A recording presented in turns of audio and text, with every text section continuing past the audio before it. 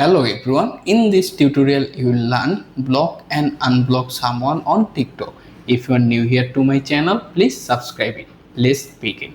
First, take your phone, open the TikTok app and make sure you can log into your exit account.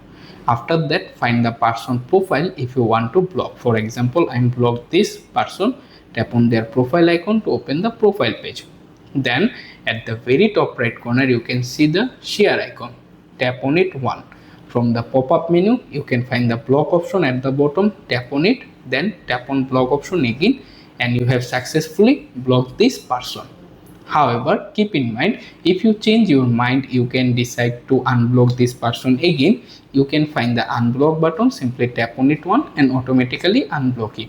But however, if you exit the person profile, not appear your phone, you can unblock them. Don't worry, you can follow this method.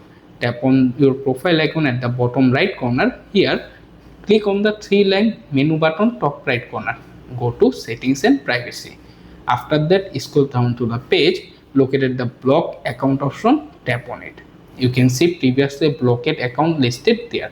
Find the account if you want to unblock, tap on the unblock button next to their name and you have successfully unblocked it. That's it, how you can easily done.